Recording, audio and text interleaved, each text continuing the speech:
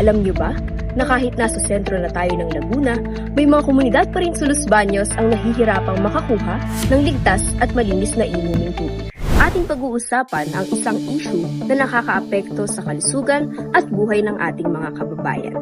Hindi ito isang chismis lamang, kundi isa itong seryosong usapin na nagmula sa artikulo ng UP Los Baños tungkol sa kanilang isinasagawang pananaliksik. Ang issue ay umiikot sa kawalan ng pasilidad, mababang kalidad ng tubig at hindi pantay na serbisyo lalo na sa mga rural communities. Ang pananaliksik na isinagawa ng mga eksperto sa University of the Philippines, Los Baños ay nagpapakita ng malaking bahagi ng populasyon sa Los Baños, Laguna ang nahaharap pa rin sa seryosong problema ng pagkuha ng malinis at ligtas na inuming tubig.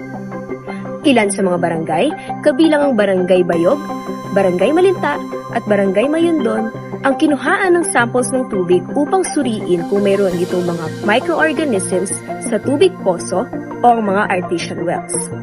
At nakita ang multi-drug resistant bacteria na E. coli. Sa hirap ng buhay ngayon, marami sa atin ang kumakapit sa ating kinagisnan tulad ng paggamit ng poso bilang pangunahing pinagkukunan ng tubig. Sa kabilang banda, natitiyak ba natin na malinis ang tubig mula sa poso? Paano natin maiiwasan ang pagkakasakit na dulot ng kontaminasyon sa tubig? Pag-uusapan natin ang mga mabuti at hindi mabuting dulot nito. Sa aspekto ng access sa tubig, nagbibigay ito ng direktang source ng tubig mula sa mga lugar na walang koneksyon sa pampublikong water system.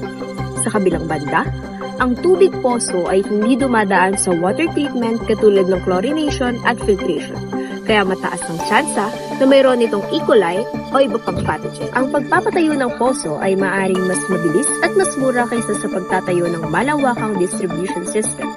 Ngunit kung ang tubig na mula rito ay may E. coli at iba pang microorganisms, ito ay maaaring magdulot ng mga seryosong sakit tulad ng typhoid, cholera at diarrhea na mas lalong magpapahirap sa komunidad.